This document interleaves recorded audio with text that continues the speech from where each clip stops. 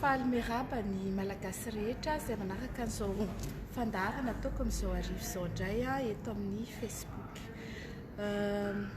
Hitantsika moa zany fa nivoaka androany ny valim-pifidianana Vonjimaika izay navoaka ny CENI ka dia mikasika izay no resantsika amin'ny dindinika androany. Valim-pifidianana Vonjimaika izany hoe tsy mbola ilo zany no tena izy fa afaka manao fitoriana amin'izay manomboka androany zany dia afaka mametraka fitoriana na atao hoe recours en contestation amin'izay izay olona rehetra manana fitoriana ho apetraka. Ny anazavan'izay andinindiny lalàna izay no ataoko eto sy ampatsiahy antsika fa tsy ekentsika ny fifidianana feno osoka. Rehefa araky ny lalàna 2018-008 dia androany 9 décembre namoaka ny résultat provisoire any CENI dia manomboka rapide zany hoe le lendemain iny no mametraka ny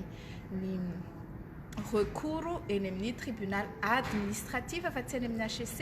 ny malagasy rehetra izay voasoratra anaty listim-pifidianana izay nandeha nifidy ary ny candidat, ny délégué ny candidat ary ny observateur électoral. Ireo zany ny karazan'olona afaka mametraka fitoriana eny amin'ny tribunal administratif anakenina manerana nosy. Raha candidat tany amin'ny faritany izy dia any amin'ny renivohim-paritany izay misy azy Antananarivo, Toamasina, Tuléar, Majunga, Fianarantsoa ary Toamasina. Ireo zany misy tribunal administratif ka antsarana nazafady mialatsiny indrindra anareo any Diego ireo anakenina ireo ny misy tribunal administratif dia eny no ametrahana ny fitoriana milaza hoe inona ny zavatra ataontsika hoe kianao tamin'ny fanisam-bato, tamin'ny fikirikirana ny fifidianana, raha nisy bourrage na urne, raha nisy le lazaintsika hoe famadiana isam-bato, raha nahita isika hoe misy zaza tsy ampy-taona nandeha nifidy teny amin'ny birao-pifidianana izay nisy atsika teny araky ny teneny ny député Goulamali izay hitantsika teo amin'ny Facebook omaly dia eny amin'ny tribunal no ametrahana an'ireny fitoriana ireny mba anakery le zavatra kiana fa tsy ho vitantsika eo amin'ny Facebook fotsiny no andeha hidenoncer an'ilay izy fa mila mametraka fitoriantsika hoe tany amin'ny bureau de vote Otrao ny zaza 12 taona ka hatramin'ny 14 taona nandeha nifidy satria voasoratra anaty listim-pifidianana ary nahazo kara-panondro. Isika nefa mahafantatra fa tsy azo atao izany ary tena mandika lalàna. Faharoa manaraka an'izay tsara ho amarintsika fa ny olona izay nifidy izay voasoratra anaty listim-pifidianana ary nandeha nifidy ireo zany condition anankiroa ahafahana mandray an'ilay fitoriana. Raha ohatra ianao ka voasoratra anaty listim-pifidianana ka tsy nifidy dia manjary tsy azo raisina ny fitorianao. Mila zany ianao mitondra ny kara-pifidianana izay nahafahanao nifidy ary mitondra ihany koa ny attestation ny fitondranao an'ilay kara-pifidianana iny dia efa afantaranao hoe nandeha nifidy ianao. Dia ny ina koa ny manaraka nisy ny fitoriana izay efa napetraky ny candidat tao Antananarivo, candidat Rina numéro 2 tao Antananarivo tamin'ny farany herinandro teo. Iny zany dia mikasika ny listim-pifidianana izay kianitsika izay mbola averiko eto ihany fa listim-pifidianana tsy nitovy tamin'ny listim-pifidianana tamin'ny législatif no nampiasaina tamin'ny communal teo ary maro no profo ilazana izany. Inona ny profo? Nisy olona izay nifidy soamantsara tamin'ny présidentiel ny fidy somatsara tamin'ny législatif rehefa tonga ny communal dia tsy afaka ny fidy tsony izy ireny. Nisy olona nafindra toerana, misy olona tsy hitatsony ao anaty listra ary nisa mety mitovy tanteraka satria zareo angeny mampitovy nisy ay ny mampitovy nisan'ny olona hoe nombre d'inscrits tamin'ny législatif zao, nombre d'inscrits tamin'ny communal zao, fa nangatahantsika dia hoe mangataka confrontation na comparaison an'ireo liste anankiroa ao amin'ny CENI izay misy émargement, zany hoe lista nanaovana soni tamin'ny fifidianana député sy fifidianana maire, mba ahitana hoe mitovy ve le liste ary mitovy ve ny anaranao, zany hoe na échantillonnage fotsiny raha jerena dia hita hoe mitovy ve ny contenu an'ireo liste ireo. Efa namaly moa CENI ary hitantsika fa nanda izy hoe izahay dia tsy afaka manome an'io satria taratasy saripady io. Dia ozy izy hoe any amin'ny tribunal nanaovana ny fangatahana ao aminareo amin'ny fitsarana mitodika ny maso rehetra, namena anareo ny fangatahana, ny requête afana manao an'izany fampitana ny liste zany ka dia miandrandra anareo ny vahoaka malagasy ampiseho ny marina. Raha ohatra ny ka mitombona le izy hoe tena les mêmes listes nampiasana tamin'ny législative sy tamin'ny communal dia ohatrany hoe bon tsy mitombona zany sady tsy azo raisina le fitoriana. Fa raha ohatra kosa ka hoe samihafa ny ao anatin'io listre électoral tamin'ny législatif io sy ny tamin'ny communal dia tena mitombona kosany le fitoriana sy le filazana hoe novana ilay liste nampiasana tamin'ity communal ity. Izay mangarara izay no angatahana izahay aty ay ampitan-dranomasina ianareo any Madagasikara miara mangataka an'izanysika noho ny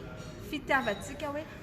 mangarara amin'ny fifidianana ary tsy mila intsony fanaovana osika. Le izy tsy filambaniny, tsy hoe kory hoe te ilavaniny isika fa maro ny olona mitaraina aty amintsika, mitaraina any amin'ny rehetrarehetra any, mitaraina ao amin'ny any amin'ny faritany any, tsy voatery ao Antananarivo any hoe izahay re dia voasoratra somatsara atao anaty listra, izahay tsy nangataka fifindramonina kanefa tsy ho tsony ny anaranay fa lasay izay verzo izay hitony karaha-pifidiananay afaka mifidy tamin'ny communal, maninona izay afaka mifidy tamin'ny législatif, maninona izay tsy afaka mifidy tsony amin'ny communal. Any angela izy fa inona ny mahatonga an'izany satria niova ny liste ka ozy izy hoe raha CENI mamoaka ny liste io, le liste émargé arapasoa arapatsara ataontsika ny confrontation. Raha tsy CENI kosa ny amoaka an'io na dia efa didin'ny fitsarana raha dia misy lainga eo zany mitombona le fangalarana, eo mitombona le manipulation na liste izay lazaiko hoe mahavo sazy 2 taona ka hatramin'ny 5 taona hatramin'ny maizina. Zay ary tsika rehetra malagasy dia tsy anaiky fa tsy azo atao ny manao manipulation ny liste io, tsy azo atao ny mikitika ny liste io na manampy itsony ny liste io. Maninona misy rajout BDP mahatratra tany amin'ny 1000 firy ka izy iny, tsy voaraiko le chiffre teo androany hoe firy ny rajout tao anatin'le liste fa le teo amin'le tendance ina no nahitantsika hoe misy hatrany 1900 ny rajout. Ahoana zany? Tena rajout hoe olona manana ordre de mission andeha hifindra andeha hanao asana bureau de vote any amin'ny toerana tsy mipetrahany ve izy sa zavatra hafa. Manahak'izay averiko ihany, averiko foana misy ny fitoriana apetraka eny amin'ny tribunal administratif mikasika ny pitsopitsony natao tany andritra fifidianana.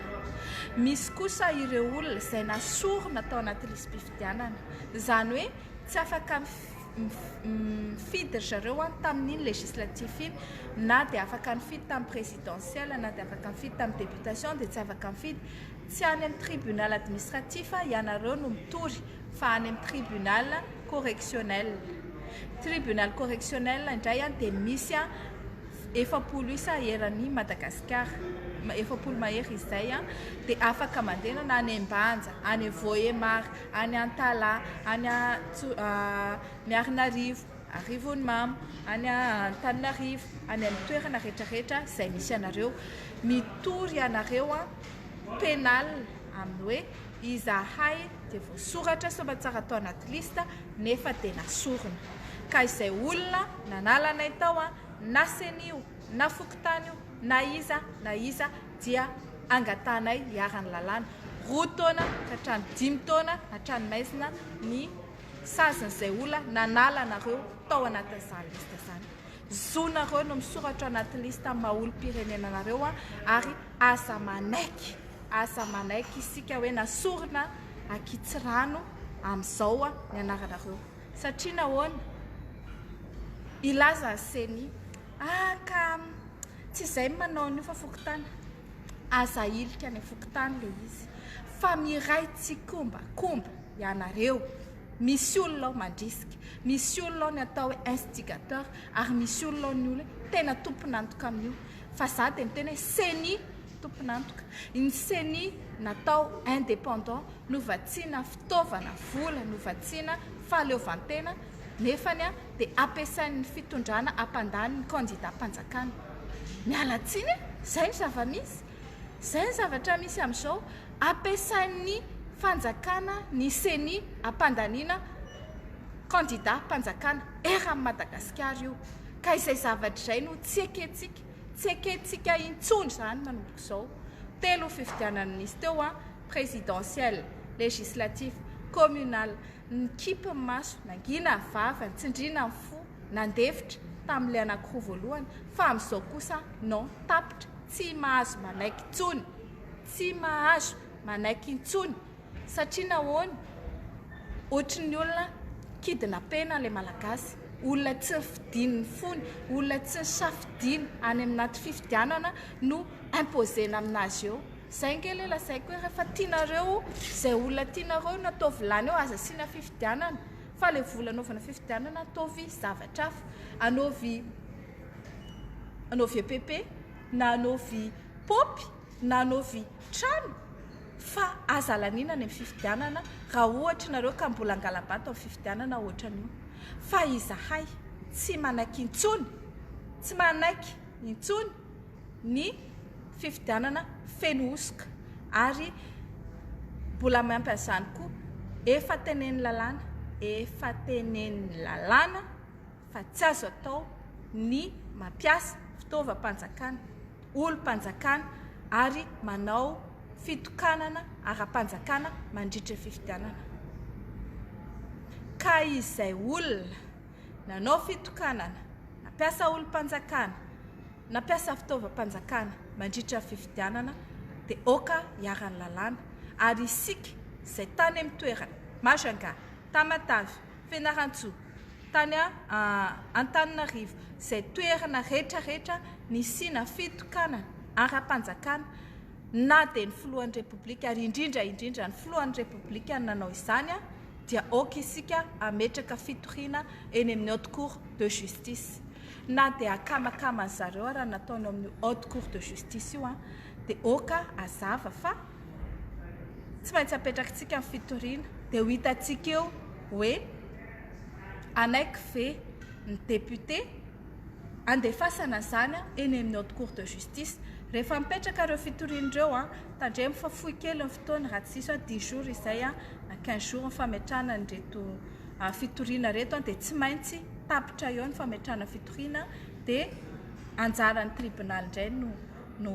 tsara izay fitoriana napetrakatsika fa ho hitantsika eo anaiky ve ny député amin'ny fitoriana izay ho apetrakatsika eny amin'ny haute cour de justice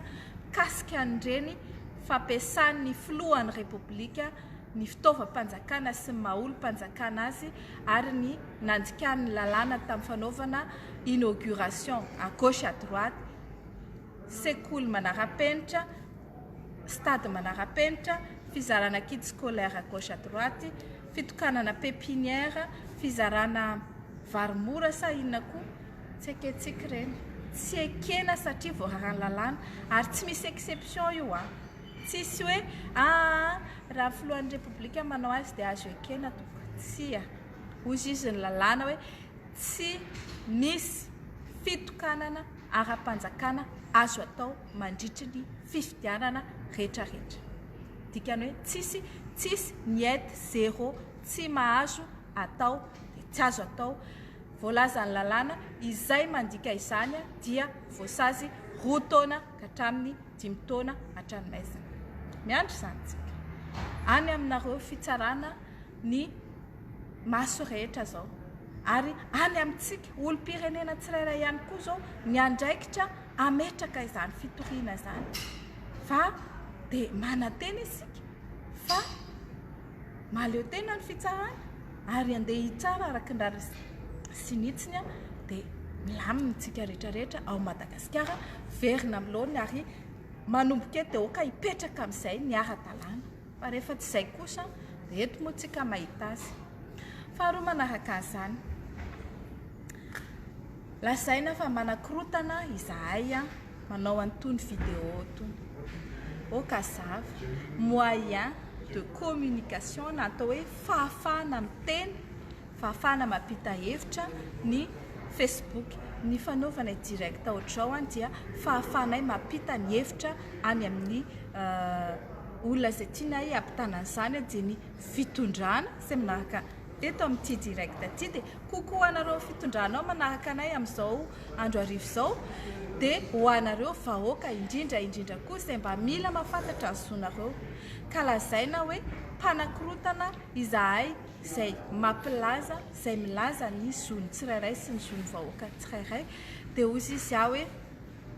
zavatra efa mikorotana no tenenay, zavatra tsy mety no tenenay dia izahay le miteny ny zavatra tsy mety sy ny zavatra mikorotana ve no mpanakorotana sa ireo izay manao an'ilay zavatra tsy mety sy manao ny zavatra mikorotana, fifidianana fenosoka, fifidianana feno langa sy feno fitaka no meloka eo anatrehan'ny demokrasia, eo anatrehan'ny lalàna, eo anatrehan'ny repoblika ny Madagasikara. Sa hoe rehefa miteny ianao dia mpanonga-panjakana, mpanakorotana. Tsy maninona, teneno amin'izay tianareo itenenana izay fa izaho dia miteny hoe miantso ny olom-pirenena rehetra izay nahita tsy fatomombanana tamin'ireny fifidianana reny manatona ianareo izay olona afaka manampy ianareo ametraka fitoriana dia apetrahany fitoriana na eny anivon'ny tribunal administratif na eny anivon'ny tribunal correctionnel dia miandry isika ny valiny fitsarana manaraka eo. Vetivetika fotsiny izany. Lasa moa ny seni hoe amin'ny 19 décembre no avoaka ny valim-pifidianana provisoire. Gagitsika. Inona nampikoropaka ny seni, inona namaiky ny lazana tamin'ny sabotsy tamin'ny zoma après-midi hoe amin'ny latsinainy ny tonga dia avoaka izy. Tonga dia tapohana le olona, tonga dia tapohana hoe amin'izao. Tena hitako hoe tsy manana ilay atao hoe tamberina andraikitra le seni. Tadidio fa ho an'ny vahoaka no esanareo, service public no esanareo, fa tsy hoe anareo io nalovanareo tamin'ny ray aman-dreninareo. Ka hoe orinasa ny ray aman-drenina ity izay anaovana anazy fa volam-bahoaka no ampiasainareo. Raha misy trosa nanaovana fifidianana dia mbola vahoaka ny andohan'iny trosa iny. Ka dia miteny aminareo izahay hoe tandremo fa tsy anaiky an'izany izahay. Tsy manaiky no sisefanareo lainga intsony, tsy manaiky no reberebenareo sy andeha ho ampitahotahorinareo foana fa manomboka izao dia iampony izay anio valim-pifidianana io, miampony izay ny valiny fitsarana izay ivoaka eo, ka dia aza fitapitana ny vahoaka, aza sesefanareo langa ohatra ny fandangandangana ataonareo io hoe 19 mivoaka dia avy eo avoaka 9 indray, dia miatra izany tsika satria efa tsy any amin'ny seny intsony zao ny raharaha fa any amin'ny fitsarana dia miandry tsika. Misy koa zao ty zavatra anankiray ty laza ny seny nanazava hoe doublon. Ahoana hoy le doublon? Ny doublon hony a dia misy an'le hoe dédoublonnage anarana sy CIN no ampidirina dia hita hoe doublon le izy. Zay zany ny sélection ataon zareo dia hozy izy hoe vola tsy toko tsy foroana lafo be nanamboarana ny logiciel ny seny io. Tena dia minimum de choses ve dia tsy mba hoe tsy mahazo misy CIN miverina ao anatin'ity liste électorale ity. Excel ake dia efa mety an'izany, Excel téléchargena gratuitement amin'ny internet dia efa ahafana manao an'izany. Inona izany nandaniana vola amin'le logiciel ny seny raha Excel simple Excel dia efa hanaovana izany, fa matoa mbola afaka misy doublon ao anatin'io liste électorale ny seny io dia fanahiniana satria miray tsy kombakomba amin'ny fangalaram-bato ny seny raha ohatra ka manao izay tsy ahafahana m'identifie doublon ao anatin'io liste io. Ahoana moa tsy ahafantaran'ny seny fa anankiray ihany ny numéro kara-panondro ho an'ny olom-pirenena anankiray eto Madagasikara, dia nahoana no ny anarana mety verimerina fa nahoana no anarana sy kara-panondro no ataonao critère de dédoublonnage, fa manina raha ataonao hoe CIN miverina indro dia efa ahafahana amin'ny dédoublonné an'io. Dikan'izay dia tsy manana mihitsy volonté ny seny analan'ireo doublon ireo, ka dia apetrao ny fitoriana ry vahoaka malagasy mikasika ny doublon izay hitanareo any amin'ny faritra rehetra misy anareo. Ho an'ny faritra Analamanga 100 page ny doublon hita, ka dia miandry tsika apetrakareo ao Antananarivo ny fitoriana kasika an'izany. Raha tany Tamatavy koa misy ohatray apetrao koa ny anareo dia ho hitantsika hoe inona no valin'ny fitsarana satria tompona andraikitra tanteraka ny seny amin'ny fangalaram-bato nampandaniana candidat mpanjakana. Zay ny atsika androany hariva fa dia valiko tsirairay eo ny commentaire anareo ary ataovy eo izay fanontanianareo sy izay tsy ampy tamin'izay zavatra nazavaiko teo dia ho valiko rehefa avy eo mandra-pioana indray isika dia amin'ny herinandro indray tsika mihoana.